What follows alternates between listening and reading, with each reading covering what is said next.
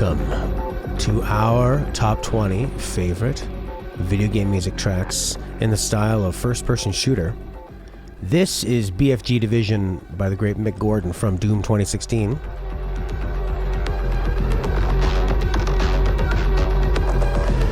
We got picks this week from Kris, Longbow, Xenmas, Rudi, Claudio, and Lachlan. We're going to start off after this one with a track from Timesplitters franchise. From Timesplitters franchise, the godlike Mick Gordon. I feel like this track is FPS when you really think about it. This is what I thought every track was going to sound like, and I was very pleasantly surprised with the variety and the quality that we've had from all different kinds of franchises like Halo. I like Halo Infinite, like Halo 2 and Halo 3, not to mention Perfect Dark, and of course some GoldenEye. Our first pick is from Timesplitters' Future Perfect. This is the title screen, composed by Christian Marcus and chosen by Kris.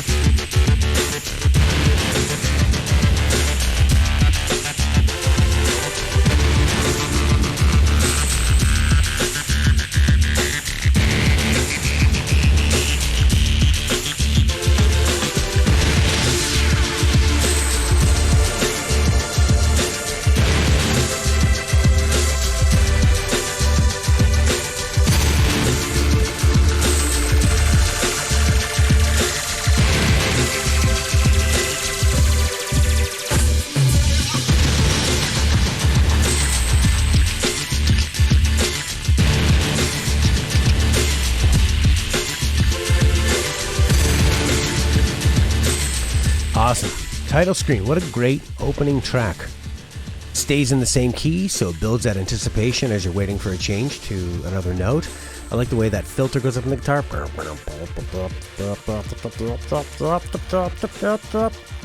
More tension there. These like big soft synths. Which is, they're like a safe sound, you know. They don't sound dangerous, but they sound really epic and really sort of cinematic. And obviously a really, really fun groove. Almost kind of like a James Bondy type melody there. Dancing around the 5 note. It definitely sounds of its time, as Risky Boots says. Timesplitters are so fun. I feel like it like perfectly built on GoldenEye. And I know it has a big cult following and stuff, but I'm surprised they've like never gone back to it and done remasters. Although I feel like everything is getting remastered. Like I feel like right now you could predict, you know, that game that comes out in a year from now that doesn't exist right now, but will win Game of the Year. In 12 years they're going to remaster it. People are going to be excited. Whoa! Did you hear the news? Every popular game is getting remastered. Well, if you are wondering, when the fuck are they going to play some Halo?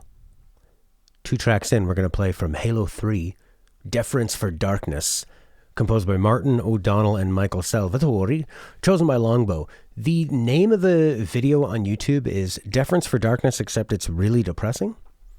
And then I looked at the comment, and they said, Deference for Darkness, but it sounds like when you first heard it. So I don't know if this is the original, or what the hell, but let's check it out.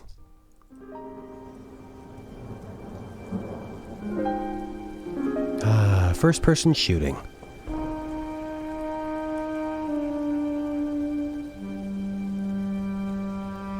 It was a cold night, a dark night.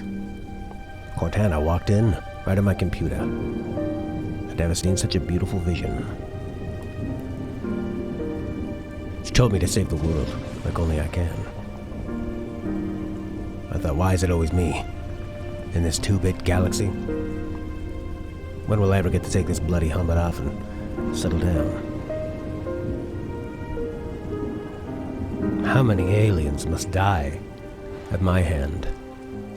How many times must I watch needles rip into their poor purple bodies? The grenades. The shields recharging. That's all I can hear.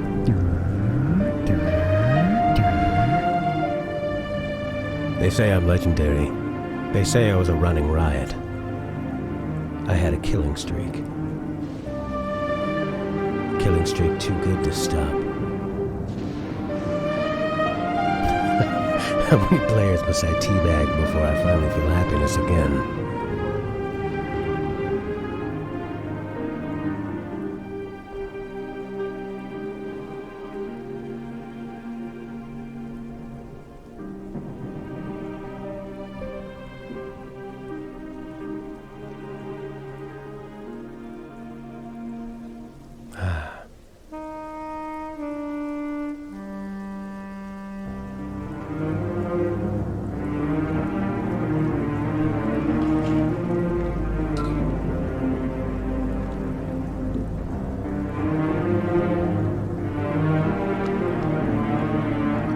Remember when NPCs used to just stand there, moving their heads? There wasn't a lot of movement.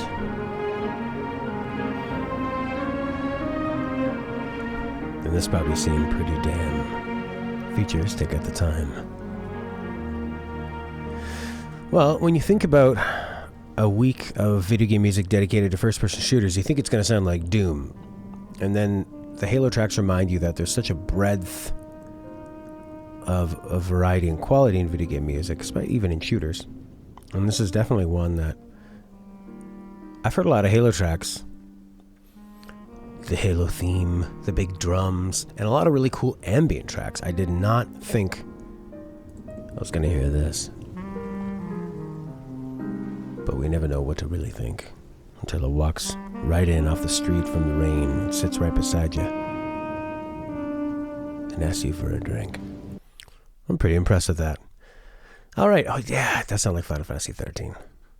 Next up, in our rip-roaring, snorting, tearing, rootin', tootin', shootin', fruitin' first-person shooter week, we have a track from Bioshock Infinite. This is Elizabeth, composed by Garry Schyman, chosen by xenmas.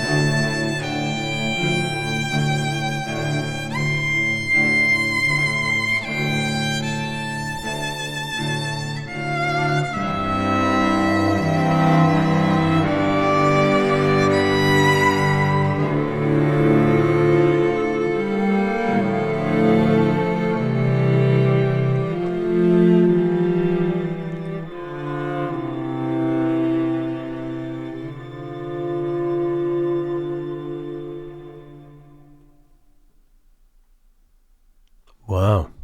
That was some more emotional music to shoot to. Bioshock Elizabeth.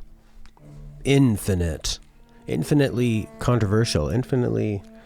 I didn't get too far in this one. I started it off and I played and walked around and listened to those barbershop quartets sing God Only Knows, one of my favorite pop songs by the Beach Boys.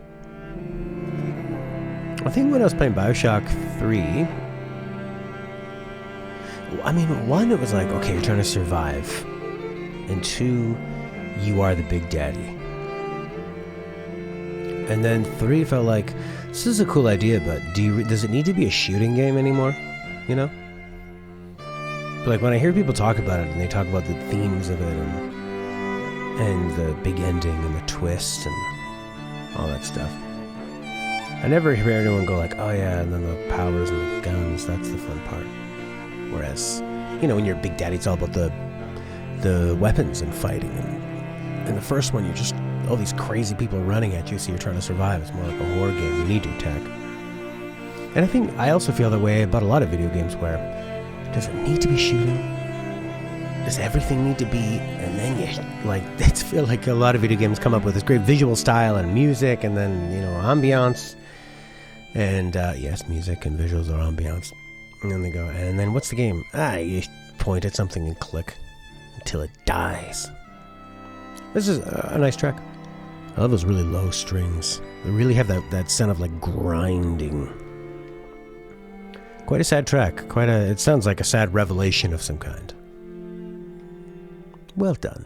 You can really see where Arcane got their influence with, you know, Dishonored and Deathloop and Prey. I'm always confused because I know that there's several different Arcane studios, but they all make kind of the same game, but they are different personnel. But from Bioshock, you like enter an area and you know that there's a certain character, that this is their area. And everything you see on the way in, you're learning about this character. And they're speaking to you on a speakerphone and you're reading their audio logs. And then you finally have a big confrontation with them at the end. And it's just a great way to do a video game. And if you aren't aiming and just selecting actions, it's still, like XCOM or something, right? How about games about, I don't know, hugging? You ever consider that? Could feel really good. All right, next up, look at that cover. I love the yellow on the side. Looks like it's like a Saturn game. Neon White. Dark Twist. Neon White from 2022. Composed by Machine Girl. Chosen by Rudi. Sorry for the noise.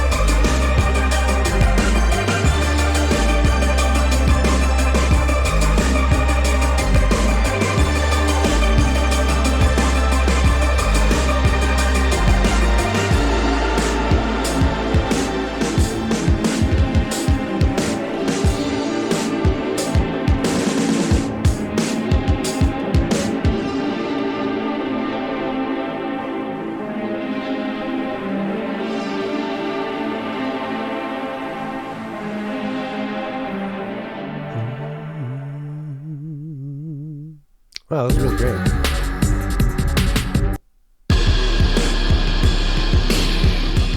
So that was Machine Girl, an electronic duo. As you can see here, this is their Instagram. They look pretty cool, actually. It looks like they play a lot of real drums and play real instruments, but then mix it in with this electronica stuff. Transient discordant. That's a cool way to put it. Yeah, it sounds awesome. It's just got a nice mix of like some really low stuff, some really high stuff, some hard-hitting drums right in the middle. It's a fun place where music is right now because people are realizing you can just really combine things in a lot of different ways. It's not like oh, in the 60s and 70s everything was real, and then in the 80s people used a lot of synth, and in the 90s it was kind of more organic and a bit of a mix. And now it feels like people can just combine things. Like they're an electronica duo, but the drums are super real sounding, very, very compressed, and probably looped and stuff too, but and like lots of real bass. I think people have realized that the bass and the drums that create the groove, you want to have those as real as possible, because it's the when you hit a drum, even if everyone's hitting on the same beat, whether you hit that a few milliseconds earlier or a few milliseconds later is really going to affect the feel of it, whether it feels rushed or it has swagger. So it's cool to see that. Now we got a big one coming up. This is another Mick Gordon track. The Only Thing They Fear Is You. This is from Doom Eternal, the sequel. So we'll listen to how Mick Gordon followed up the smash album of Doom 2016. Chosen by Claudio.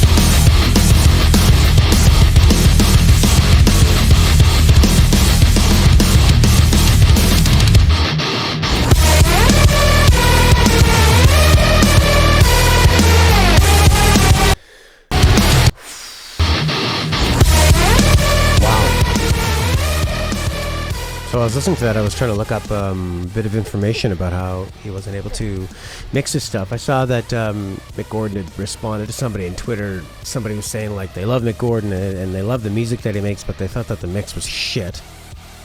There's an unofficial version out there that was remixed to Mick's tastes. Interesting. So I like how somebody describes this is boss music, but for the player, whereas you're the boss. You're Tony Danza. That's right. Or Tony Danza's boss. Who is the boss? Okay, Mick Gordon, Fear Is You, unofficial mix, maybe? Reborn mix version 2. Let's check it out.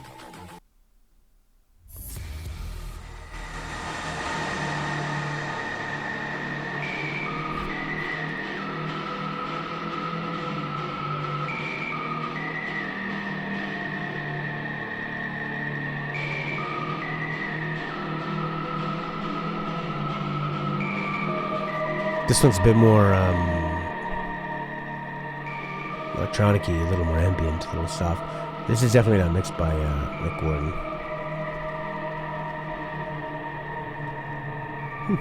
I thought I know it sounds like Mick Gordon did mix some of the tracks. He was saying I didn't see that he did this one.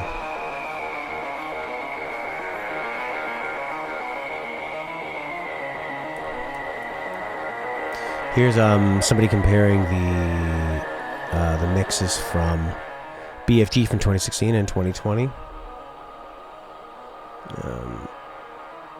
Here's the original 2016.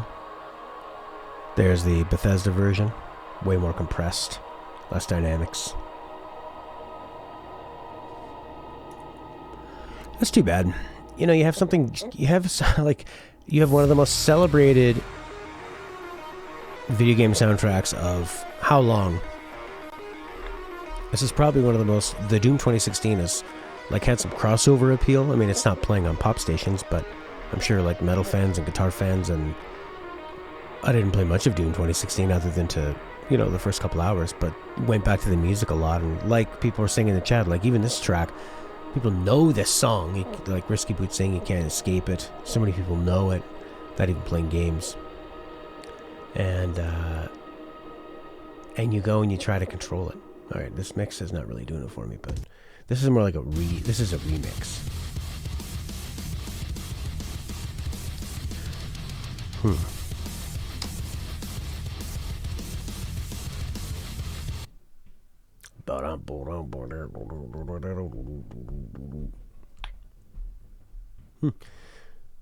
Anyways, I guess we'll have to keep looking into that. Pretty interesting.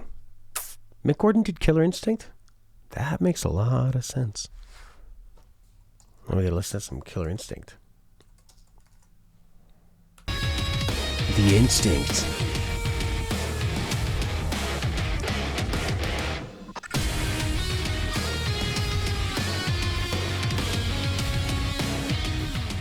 He's definitely got a style. But it definitely sounded like Doom, yeah. That's a great way of writing it. Ba-ba-bam, ba-ba-bam. It's almost like a boxer, like punching combinations. See how curved that punch was? I was trying to get it under the camera. That's not going to knock anybody out. It's like an orca breaching for air. Alright, another famous shooting franchise, Serious Sam, this time from number 4. This is the Vatican Suite, composed by Damjan Mravunac. Sorry for the pronunciation. And chosen by the CEO of who makes all this possible, Lachlan. Trying to think what his job title was. Owner, operator?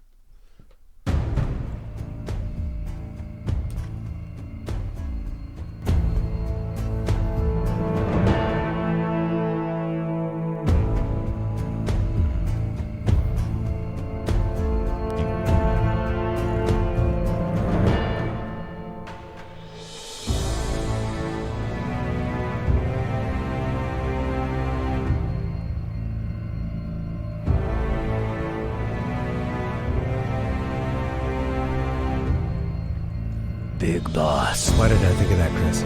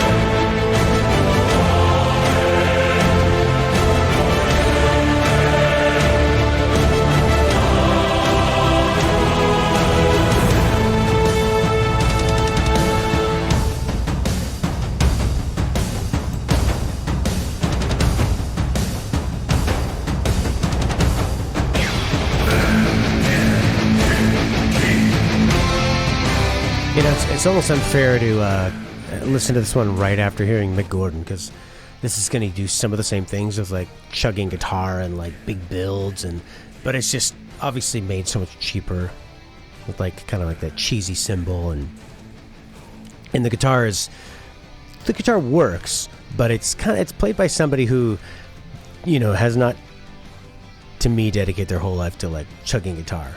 Somebody who's good, but it's not that. I mean, it's like this is good on its own, but just hearing it right after doing is hard. But yeah, the choir's not something you expect. I really like that kind of like gooey bass in the beginning, that kind of like, and like Chris was saying, it's got that really sort of slow march to it. And it's very, very even the way that rhythm goes. There's not really a lot of emphasis on one note or the other, and it's just it's like, oh, what do you call it? Not never ending. It's when it's inevitable and very, very slow. Has a very, very like slow motion walking, like you're watching, you know, the team head off to the final battle. You know, they've gone through all the hardships of the second act, and they've pulled it all together, and they're gonna go kick ass in some big mission. And how's that sound?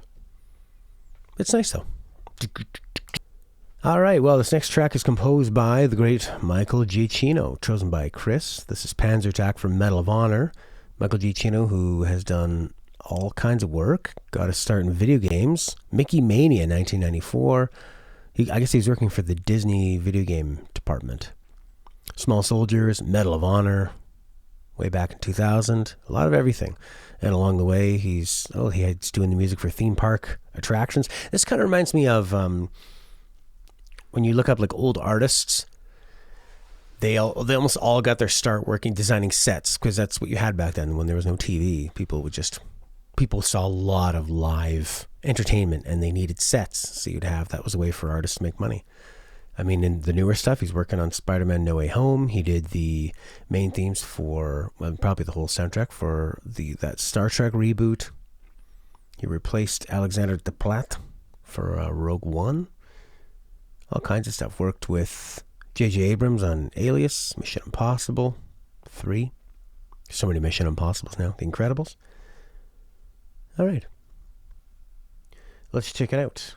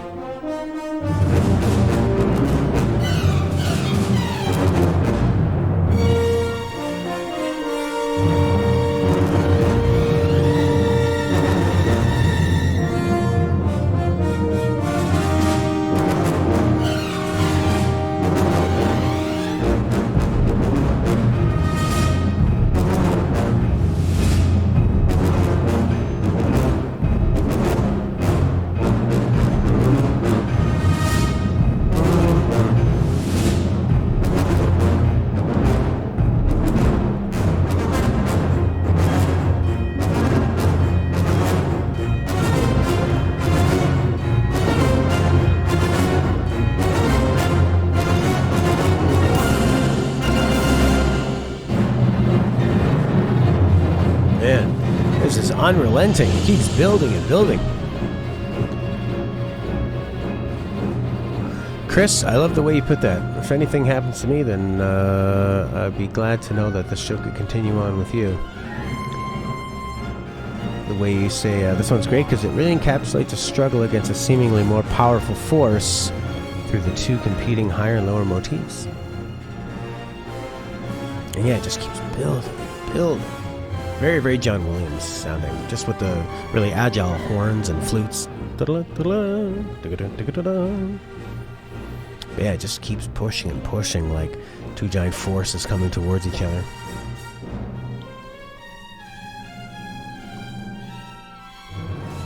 Oh man, those big pauses to build up the anticipation of the big cannon shots.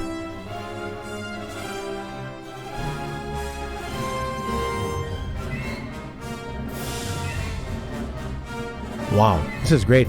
It's cool. I mean, he kind of got into games. Well, I was gonna say he got into games around the perfect time because of Medal of Honor and CD-based gaming, allowing him to, produce stuff that sounds like it would be in a film. And not only that, but just the prevalence in like cutscenes and longer form situations where you're not just going to have like a 45-second loop. Like you can create music that is just going to be whatever it's going to be. I think it seems to me it would seem more fun to make music for a video game because there are two different things. If you're composing for a video game, unless it's for a cutscene, but for a video game you can really do whatever you want. And sometimes you have to create like a bass track that sounds like this, and then when there's danger added, you add this section to it, and then when it's safer, you're moving out to this area. Like different elements come in and out, but you can kind of create what you want and they use it. Almost like more of a soundtrack, whereas a score for a film, everything is timed to the millisecond, right? Like we want when they pull the cover off the Mandalorian or the DeLorean in Back to the Future, we need it to go and everything's kind of timed that way. So I could see that being feeling on the one hand a bit limiting, but on the other hand, as long as you are bought into that and you want to work with the film, it's sort of like your music is never going to sound more powerful because you have this gigantic piece of media behind you that you're working together with to create this ultimate impact. That bum bum bum bum bum. It's kind of like a cheeky imperial march. Dun, dun, dun, dun, dun, dun. Bum bum bum bum bum bum bum bum. Oh, oh. Very catchy, very very bouncy, a lot of energy. Another track from the Bioshock franchise, this time from Bioshock 1. This is Cohen's masterpiece, composed by Garry Schyman, chosen by Longbow.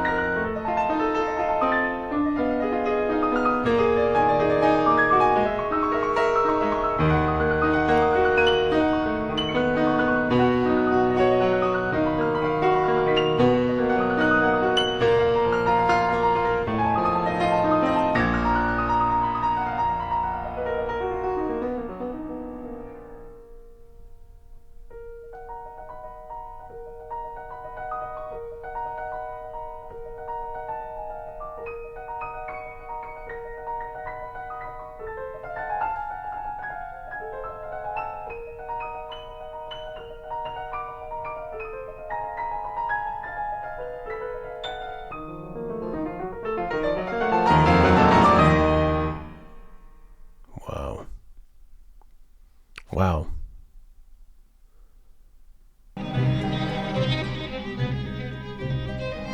No, that's Welcome to Rapture.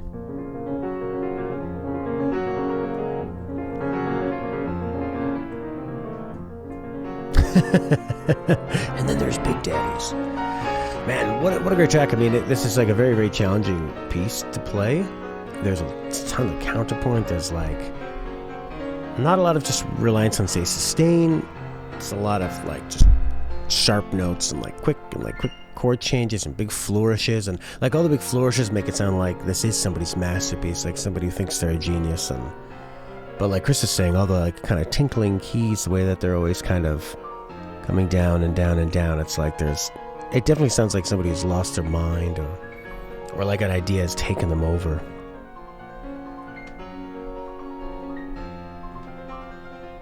It's crazy. It sounds like a sort of a Rachmaninoff piece of just where only somebody with gigantic hands and a lifelong dedication to piano and that talent would be able to pull this off.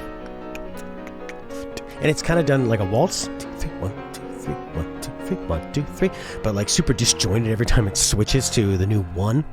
1, 2, 3, 1, 2, 3, boom, boom, boom, boom, boom, boom, boom. It's like very, very jarring chord changes, but then like that beautiful kind of tinkling, like their body is kind of doing something that's crazy or distorted or disfigured, or just like all the crazy experiments that happen in the Bioshock world, but with that constant kind of beauty. And oh, I love the way that overlaps and builds up. Amazing. Alright, a bonus entry from Horky. This is from Team Fortress 2, the Rocket Jump Waltz.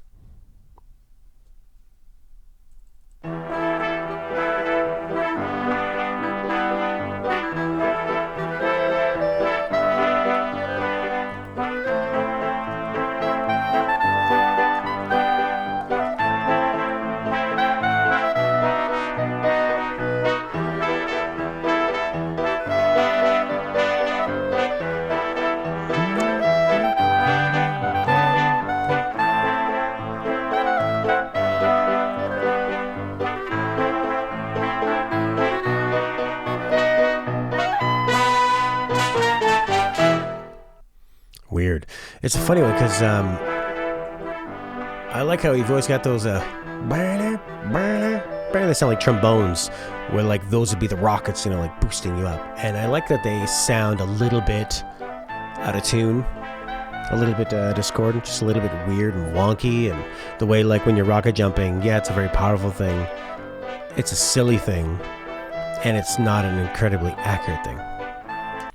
Well, that was a nice diversion before we get into something more serious. This is from Far Cry 5, composed by Dan Romer. The track is Now That This Old World Is Ending, and it was chosen by xenmas.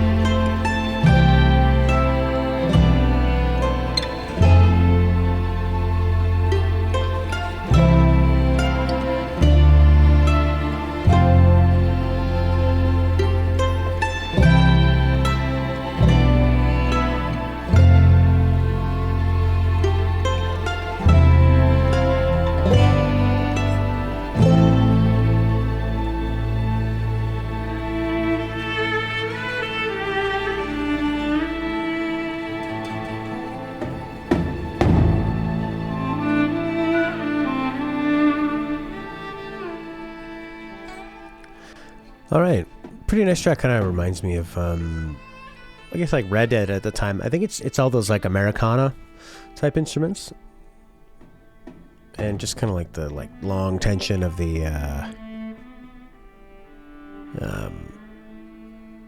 yeah, just like the tension of those like, just like that sustained string. It does have a very Western sound. So apparently, the developers of the game wrote a Bible for the cult. They gave it to the composer.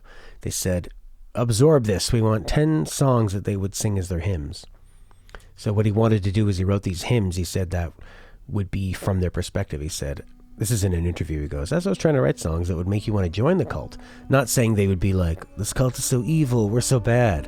It's meant to be real world, like, hey, check out how great it is over here. We all love each other. The rest of the world is horrible.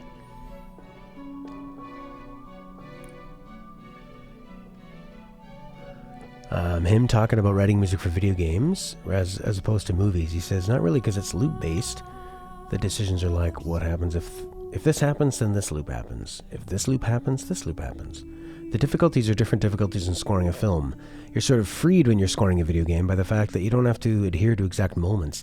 It's nice to be able to have that freedom of when you're making a big combat loop. You're like, there can be anything that happens as long as it just stays super aggressive. I wonder if that's how he approaches sex too. Let's get back to Halo Infinite, released in 2021. This is Through the Trees, composed by Joel Corelitz, chosen by Rudi.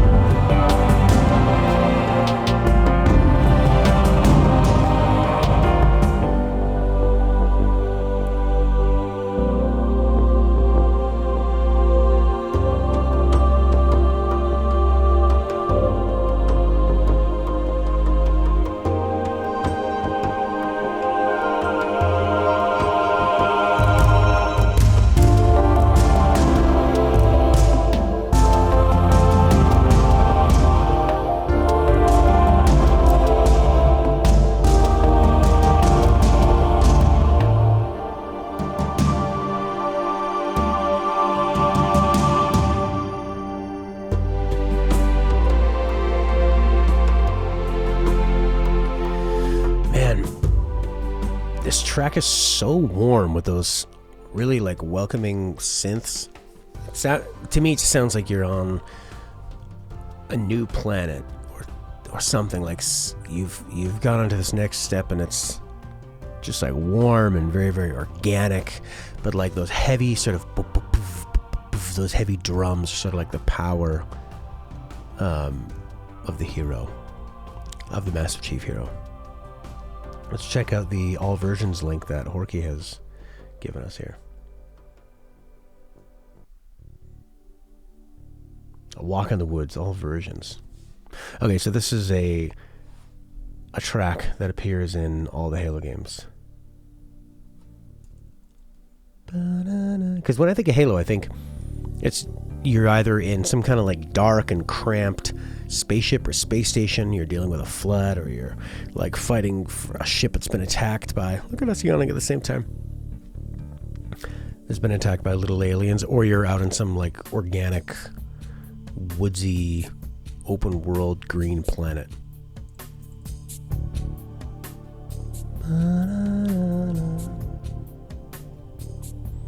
Yeah.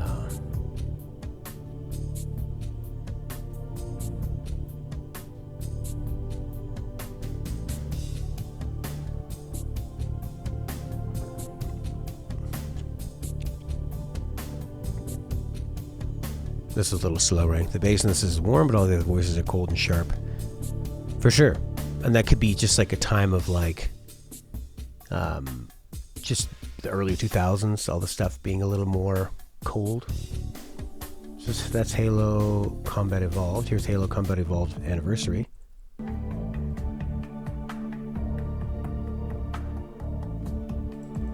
Pretty similar. Halo 2.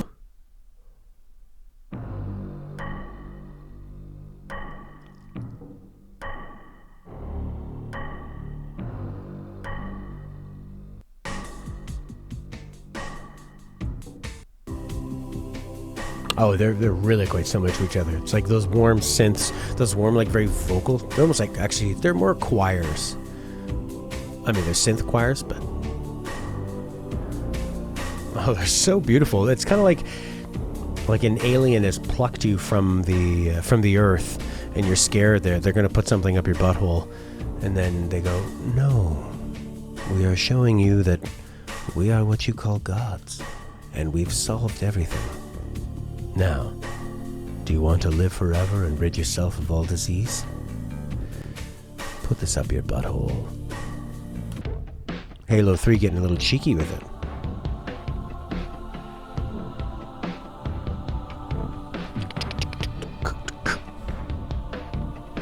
It's like you want to be as creative as you can, but not ruin the original vibe and groove.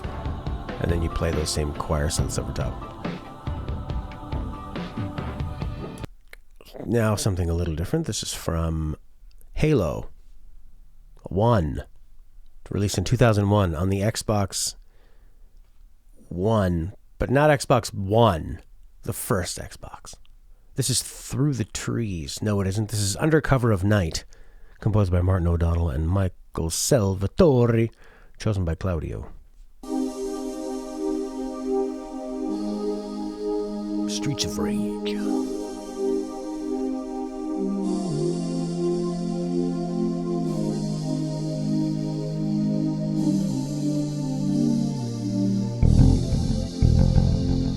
Delayed bass?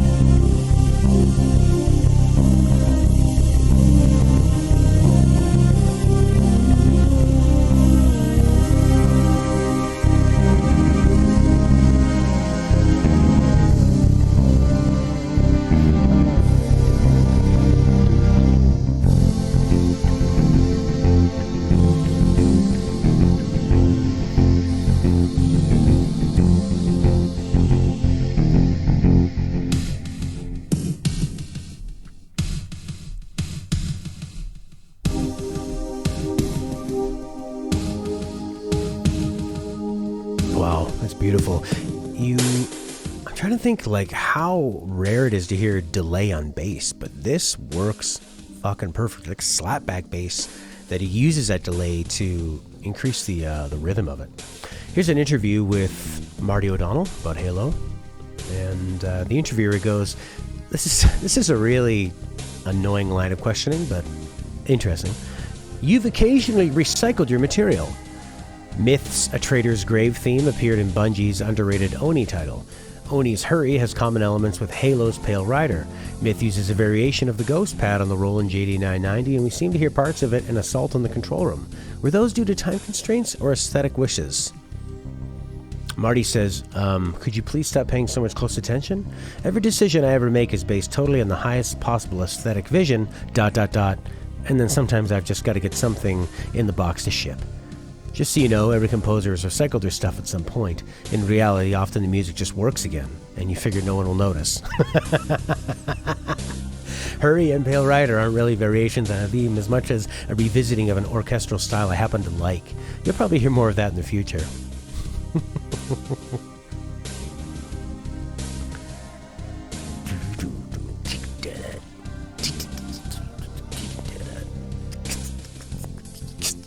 Oh man, so bloody good. In the chat, somebody saying making you nostalgic for a game you never played. Halo was a big game for me. I mean, the original Xbox was the first console that I bought with my own money. I remember taking my paycheck and going to EB Games and I bought an Xbox, and I thought, I'm going to buy 3 games. I bought Morrowind, NHL 2K, something or other, and the Metal Gear Solid 2 Xbox port. And I remember when he rang it up and it was $250. I was like, what the fuck? It's like, games are that much money? Good lord, especially with Canadian taxes and all that. But playing Halo, I remember playing that co-op with my girlfriend at the time, and I remember her having a party and us doing like LAN parties, you know, setting up 4 TVs and 4 Xboxes and couches back to back. It was wild, and playing with a lot of people that it was just so cool how Halo brought the LAN party multiplayer shooter to a more accessible mainstream audience, an audience that didn't know this was even a type of game you could play, or that you could play multiplayer like this. But the cool thing about playing co-op in Halo is that if there's a part where you just have to get to the next checkpoint, so if your partner dies, you just have to like push through. Don't even worry about reviving them, just keep going and bring them along.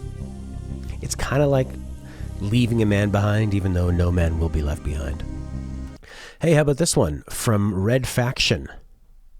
This is Accused, composed by Dan Wentz, chosen by Kris.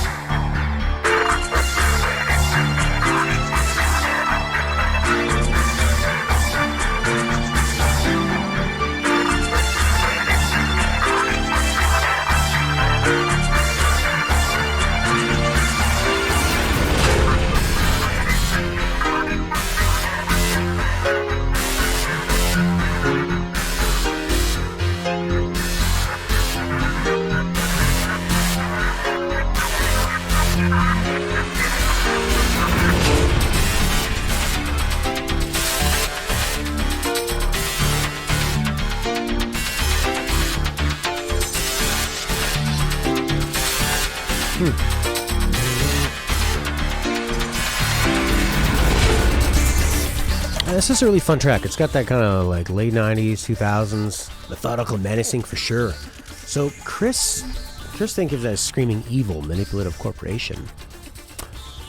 Cool. Yeah, I guess I feel that too. It's also really fun, like the way a corporation almost enjoys.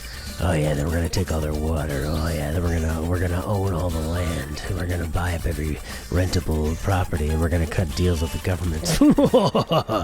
What I love about this track is just all the layers and the rhythms and the way they kind of like. There's a lot of that kind of delay, like we heard in that delayed bass in that Halo track. Just like the way he's sort of like bringing in things here.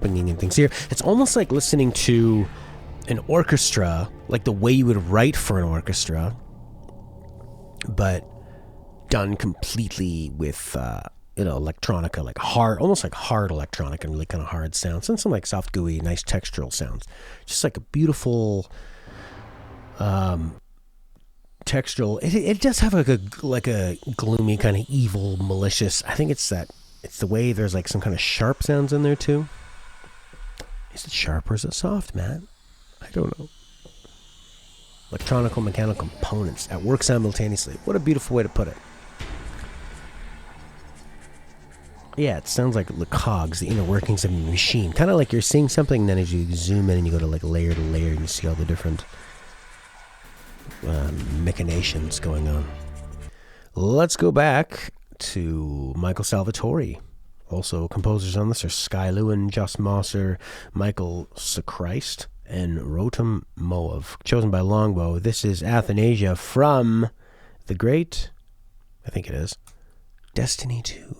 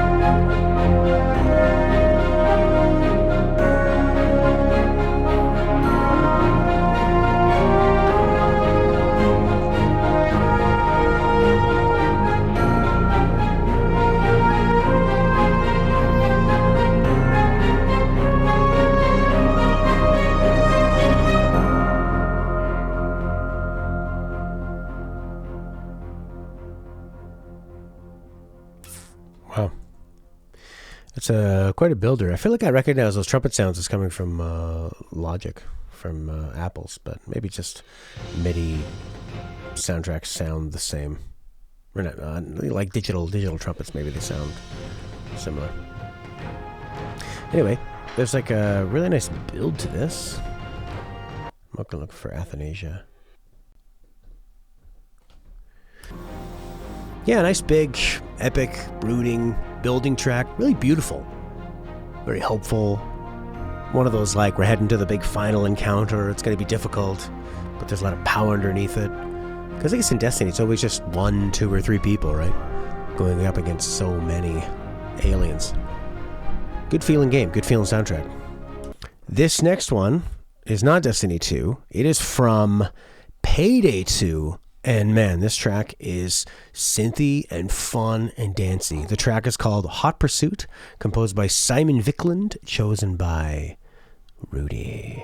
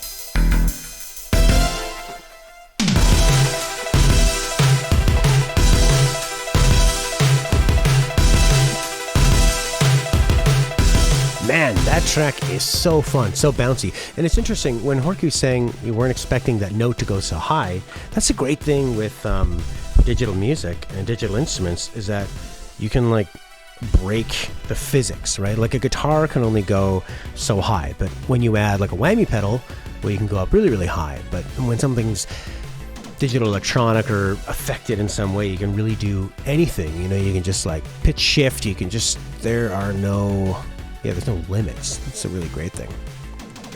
The game has a lot of super fast synths. One of the few that really stand out to you.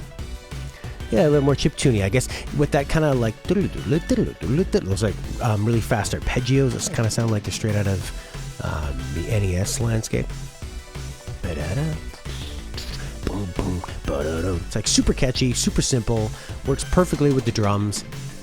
The drums kind of sound not cheap, but like fake in a way, but in a good way. That just works so well. What an amazing track. All right, we're going to another classic from 1999 on the PC, composed by Ramin Djawadi, chosen by Claudio. This is Engineering from the game System Shock 2. Yeah.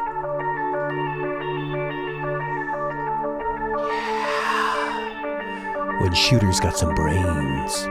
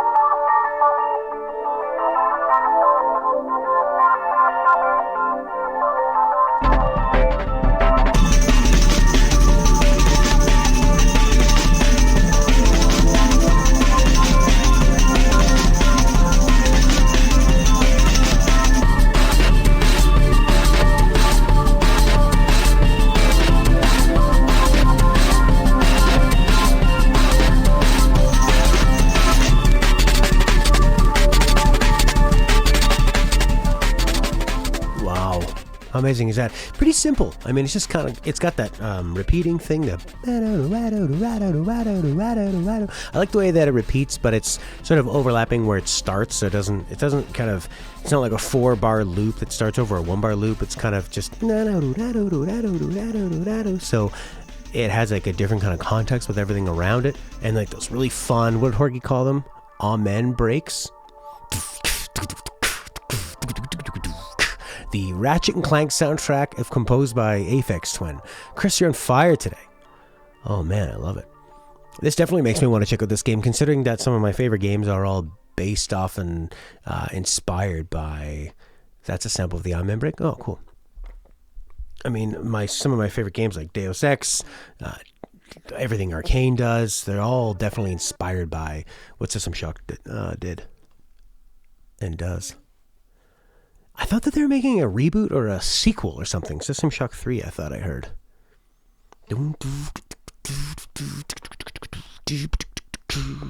Alright, how about something a little different? This is from Halo. It's Heretic Hero, which I believe is the Walking Through the Woods track. So we've already heard that. Let's give it another little listen.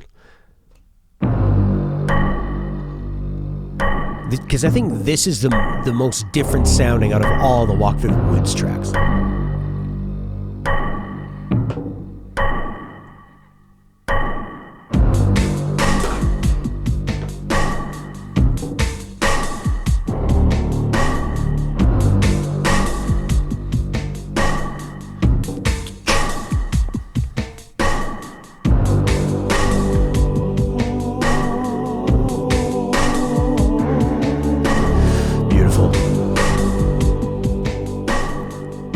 I guess we sort of spoiled it by listening to the cut before, but definitely a track worth hearing over and over and over again.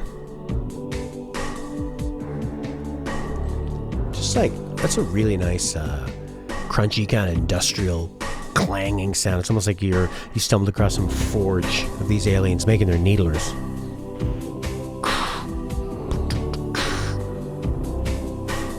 Almost like a religious kind of overtone to it. You know what I mean? All right, well, next up, from Perfect Dark. This is Chicago Stealth, composed by Grant Kirkhope, Graham Norgate, and David Click, chosen by Longbow.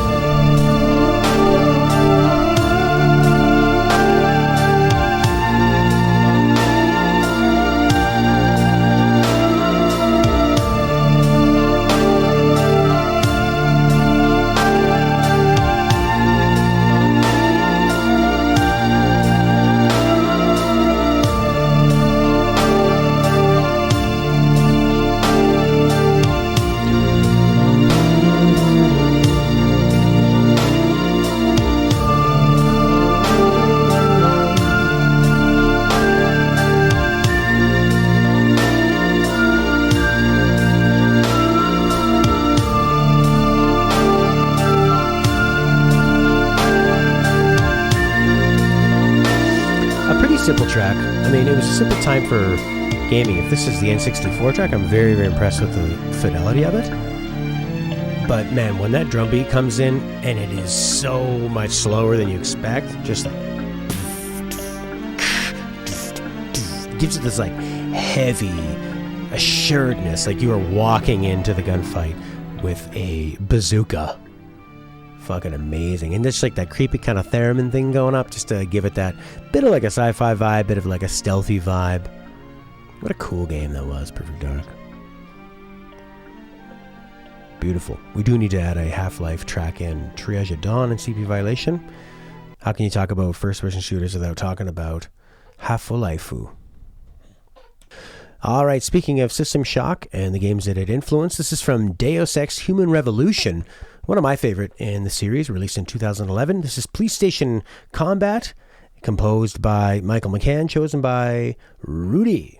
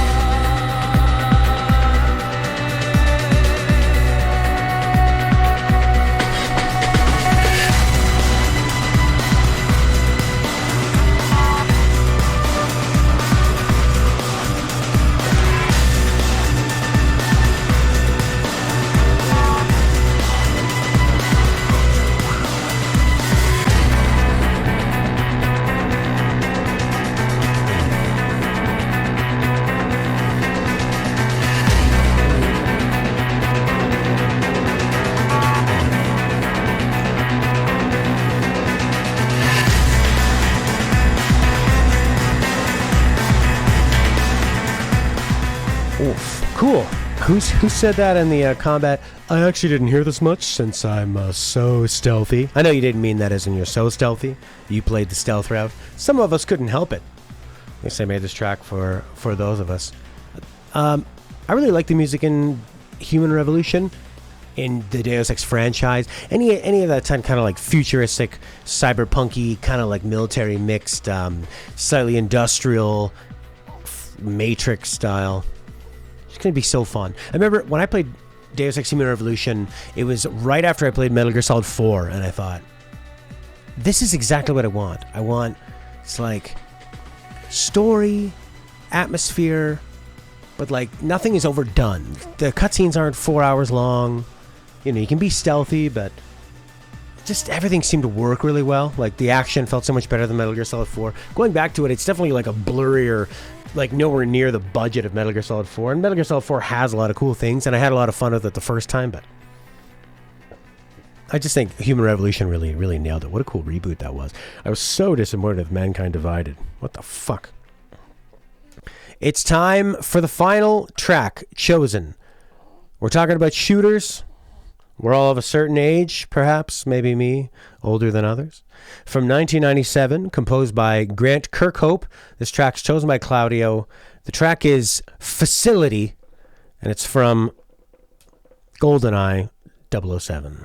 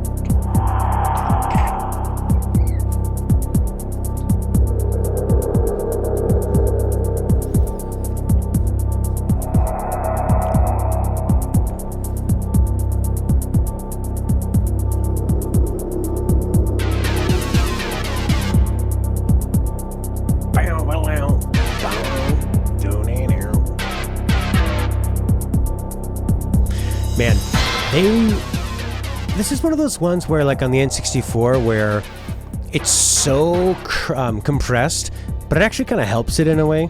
I love the like dirty MIDI guitar, and like Chris was saying, there's that bell, just that weird right there.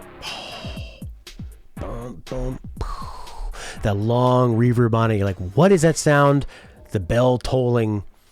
It's just it's so iconic to this game and that console and that era.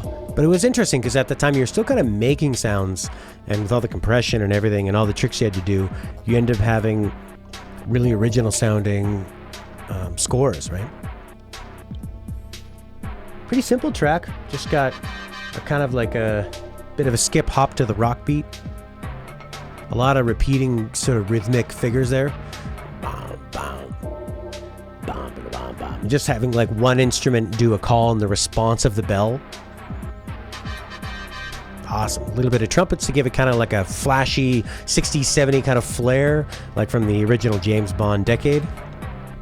But yeah, this just reminds me of being like, so if this would have came out in 1998, I was 14. Like, fucking perfect.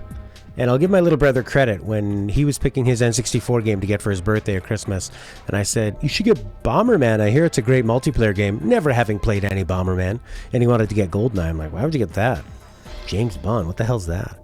That's that old franchise, that movie franchise. And he was right. And it was amazing. And it was an amazing game that, even in the single player, the way that they had the like very, very different ways of playing depending on the difficulty you were doing. And then, of course, like, having a sleepover and knowing that there's going to be 4-ish people or more that like video games, and you've brought the controllers, and you've got GoldenEye, and maybe some WCW NWO Revenge, or No Mercy, or even Star Fox if you want something a little different. And then you sit about 12 inches away from the TV so you can look at your tiny little square. But a great track. Man, it sounds so good. It's so cool because it has that Grant Kirkhope kind of silly, goofy, funny, like dong dong dong dong. That sounds like an instrument right from a Donkey Kong game. Or no, he didn't do Donkey Kong. He did Banjo Kazooie, right? It sounds like that kind of like oogada boogada forest music, jungle music. Is that racist? I'm really trying not to be. Talking about video game characters, but it definitely sounds like you took Banjo-Kazooie or like Conker's Bad Fur Day, and then you're doing a James Bond type level within that. It's so bloody good. We should try to find the uncompressed version as well. Well, thanks to everybody for joining me in Olive. It's always so great to see you guys. We'll be back in 2 weeks with our next topic. I was really happy with how what we came up with for the first-person shooters. It was, thanks to like Halo, the whole franchise, for all the great variety of music, and GoldenEye, and some like really cool ones like Red Faction. System Shock was nice. What was that one that was amazing? Oh, Payday 2. How fun was that? That was really fun. I'll see everybody on Discord. If you're watching this on YouTube, it's over.